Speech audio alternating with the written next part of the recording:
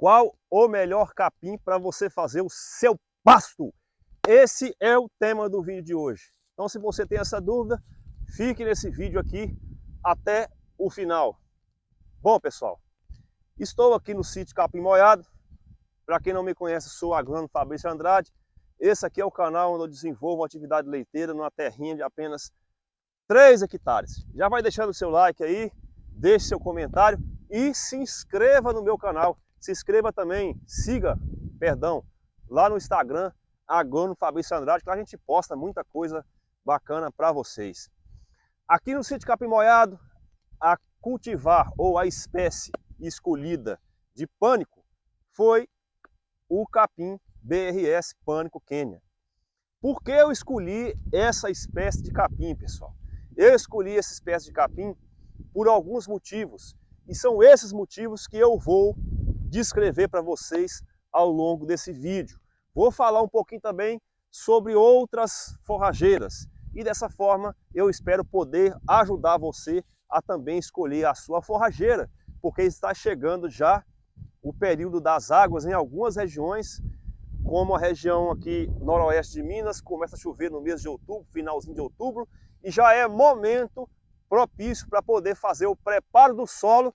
E aliás, o preparo do solo nós vamos falar um pouquinho mais na frente, ainda no decorrer desse vídeo. Continue aí!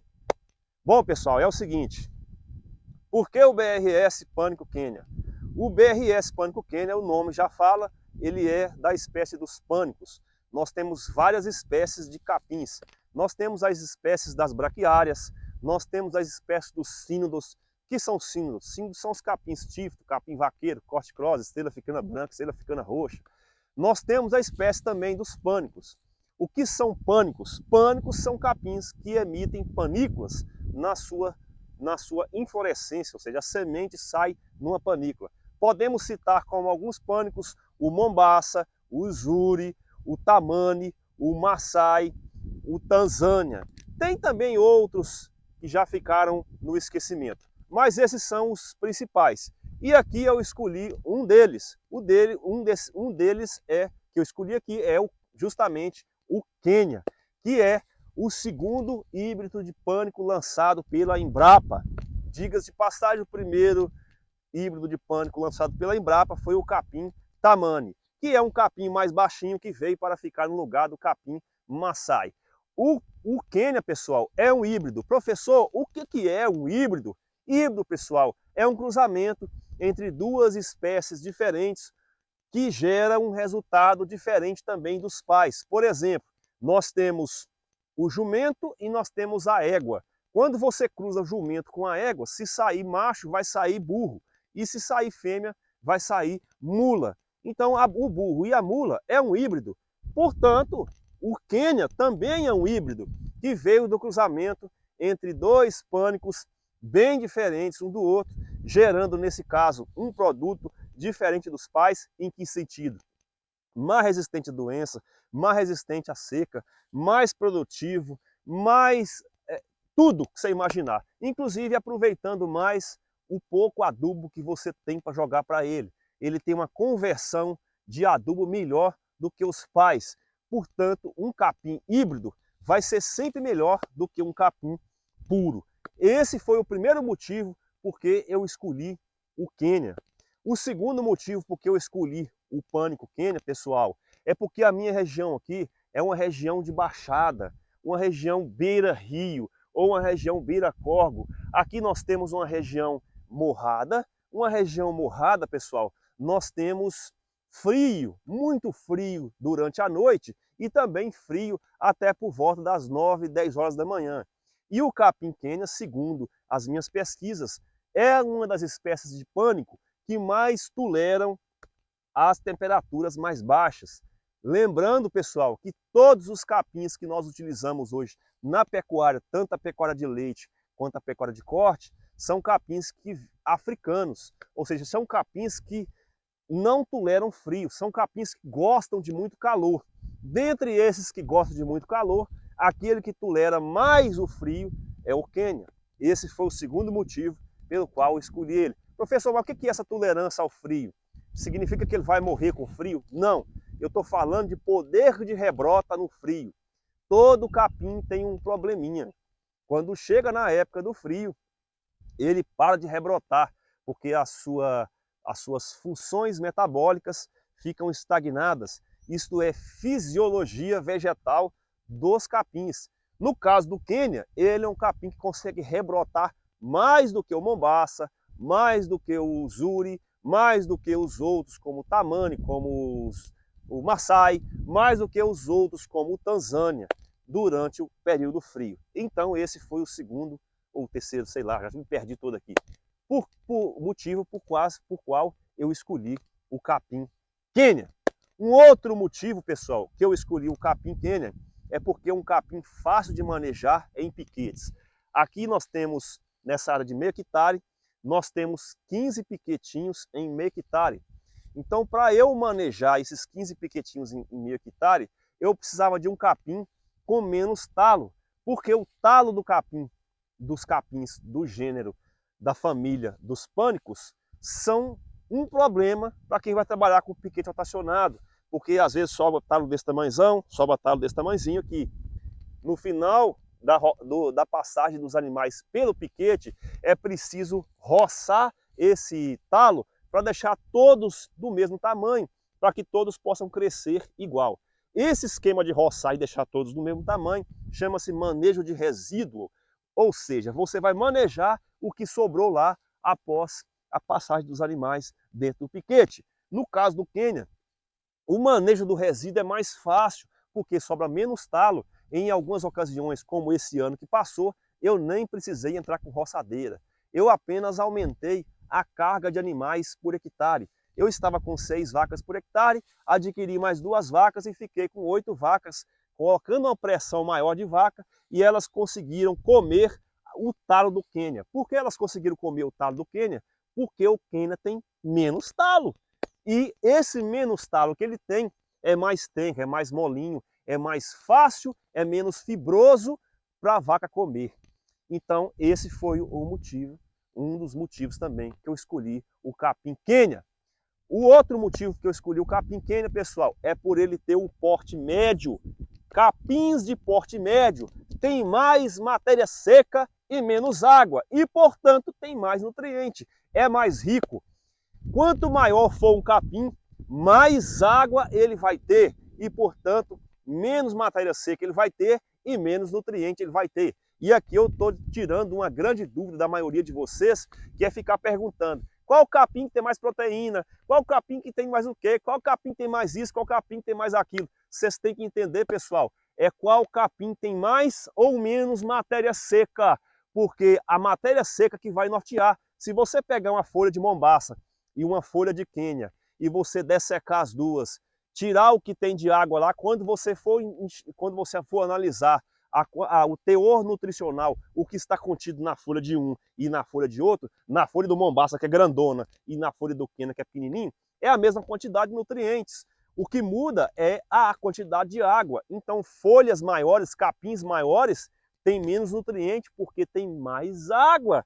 E capins menores como o Quênia, de porte médio, tem menos água e, portanto, tem mais nutriente. Isso quer dizer, então, professor, que o mombaça e o capim mombaça, o capim tamani e o capim maasai tem mais nutrientes porque eles são menores, e isso tem mais nutrientes porque eles são menores e, portanto, tem mais matéria seca. Quer dizer, então, professor, que o Tifton, por ele ser bem baixinho, ele tem mais matéria seca e tem mais nutriente? Exatamente isso que eu estou explicando. Ah, professor, mas eu não sei o que é matéria seca. Vou recomendar para você um vídeo do Ricardo lá no canal da Silari.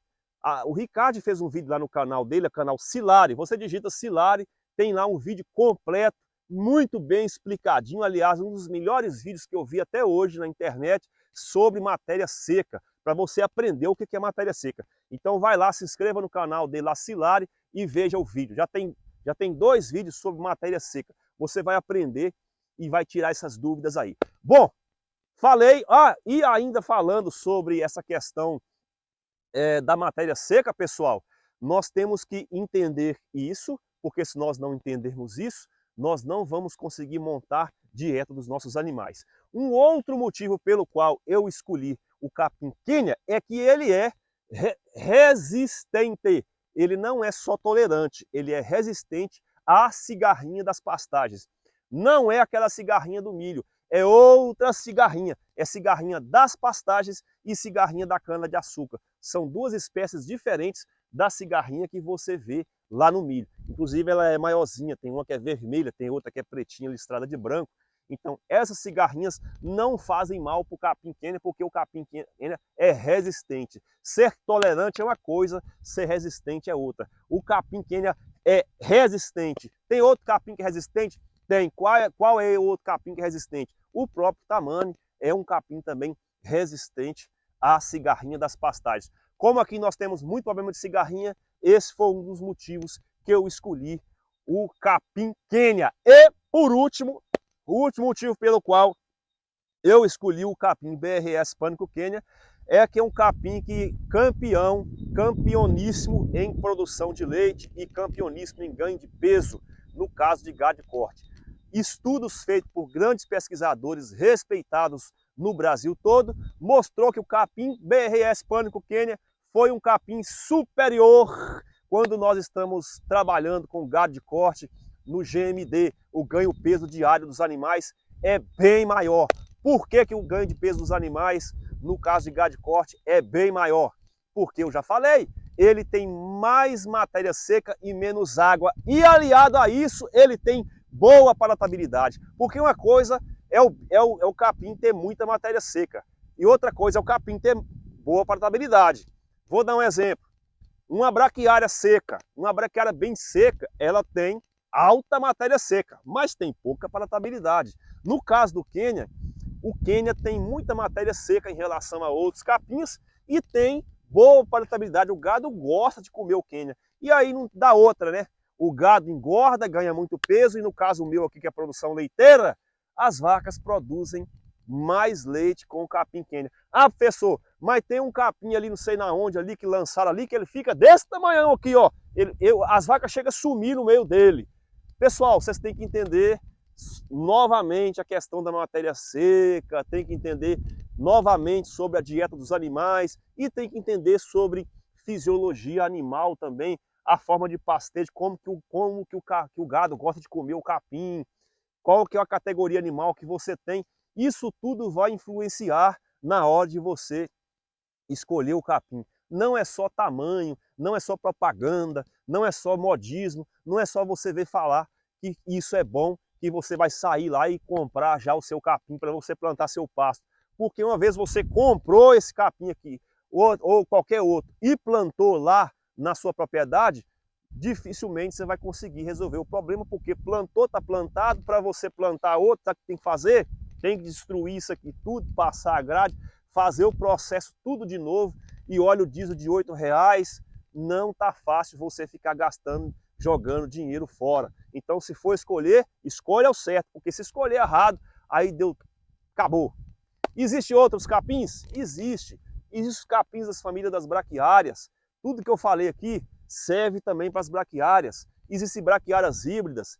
Qual é a braquiária híbrida que o senhor conhece por aí, professor? Eu conheço um, eu vou falar que eu conheço. Existe outra, pode até existir. Mas eu conheço a Ipiporã, que foi lançada pela Embrapa. Então, a primeira braquiária híbrida lançada pela Embrapa é a Ipiporã, que em Tupi-Guarani significa bom começo. Aliás, as braquiárias da Embrapa vêm com o nome indígena e os pânicos lançados pela Embrapa vêm com o nome do país de origem, de algum país africano, como é o caso aqui do capim Quênia, que fez alusão ao país lá de onde ele provavelmente foi encontrado, ou alguma homenagem que a Embrapa fez lá com esses países africanos. Existe também outras empresas que fazem capins, por exemplo. Nós temos aí o MG12 Paredão, que é um capim muito bom. Aliás, a mesma empresa que faz o MG12 Paredão tem capins também excelentes que dá para você usar, e com certeza lá você vai encontrar algum técnico, algum agrônomo que vai orientar você conforme a forrageira que você vai comprar naquela empresa. E por último, pessoal, fazendo alusão aqui também às instituições de pesquisa, nós temos aí o curumi, que é um capinzão, um capim top. O BRS curumi é um capim que você, é um capim elefante anão, que você pode lançar mão dele, principalmente você que está na região mais seca do Brasil, você pode usar o BRS curumi para você fazer pasto e fazer piquete. Eu recomendo ele muito, por quê? Porque é um capim mais baixinho. Sendo mais baixinho, ele tem mais o quê? Ele tem mais o quê? Ele tem mais matéria seca. E é mais o quê? Mais o quê? É mais nutritivo. Dá mais o quê com ele? Mais leite e mais carne. Qual que é a desvantagem dele? É que você tem que plantar muda. E plantar muda, pessoal, é muito difícil. Então, você vai ter que escolher um capim mais fácil, no caso dos capins que planta por semente, ou um capim, um baita de um capim top de linha, que é o curumi, que você vai plantar por mudas. Se escolher o curumi, plante, arruma muda, porque você vai ter um capim que dá muito ganho de peso e que dá muito leite, que é muito bom nas regiões mais secas do Brasil. Agora, por último, para encerrar o vídeo, escolher um capim igual o Quênia, que é um capim bom para poder ganhar peso, bom para poder dar leite, um capim que tem boa matéria seca, um capim que tem tudo isso aí, você já vai entender uma coisa que você não vai esquecer mais nunca, e eu não quero que você esqueça, porque sou eu que estou te ensinando. Quanto mais exigente for um capim, quanto melhor for um capim para o gado ganhar peso e para o gado dar leite, mais exigente ele é. Exigente em quê? Ele é exigente em nutriente, exigente em água, exigente em tipo de solo, exigente até em você poder benzer ele todo dia que você se for preciso, entra aqui, faz um benzimento nele, porque ele é extremamente sensível, ele chora à toa. Se você passar aqui e não der bom dia para ele, ele vai ficar emburrado com você e pronto, aí ele não vai rebrotar mais. Então os capins bons são capins extremamente exigentes. Você não vai pegar uma Ferrari e colocar ela para andar numa estrada de terra, tá bom? Estrada de terra tem que ser um carrinho igual o meu, que está todo arrebentado ali, e está se lascando tudo e está ficando, ó, bom assim mesmo. Então é isso aí, é você colocar a variedade certa, ou a espécie certa, no lugar correto, sabendo escolher de forma correta. Essa foi a minha contribuição para vocês que ficaram aqui até o final do vídeo, e espero que vocês tenham gostado. Está chegando aí o final do ano, e é época agora de quê? De fazer o preparo do solo. Fazendo o preparo do solo com o quê? Gradeando a terra, jogando calcário. Quem for jogar gesso, depois de uns 30 dias que gradeou e jogou o calcário, vem e joga o gesso. E depois de uns 30 dias, você torna a fazer uma outra gradagem, incorporando o super simples, que é o fósforo, juntamente com a semente, varrendo ela por cima, só uma varridinha para não enterrar ela muito, mas isso aí é na época chuvosa, na época que for começar as chuvas. Por exemplo, eu vou dar um exemplo só para encerrar o vídeo. Aqui na minha região começa a chover 15 de novembro. Então no mês de agosto eu gradeio incorporando o calcário, deixa a terra quietinha, não vai nascer mato lá não, pode ficar despreocupado que não vai nascer mato nenhum. Daí 30 dias lá no mês de outubro, ou 40 dias, eu vou e jogo o gesso, se eu for trabalhar com gesso, deixo o gesso curtindo no solo lá, o calcário está curtindo desde agosto, aí o gesso vai ficar curtindo lá mês de outubro até mais ou menos 1º a 5 de novembro, aonde eu entro jogando a semente juntamente com o super simples.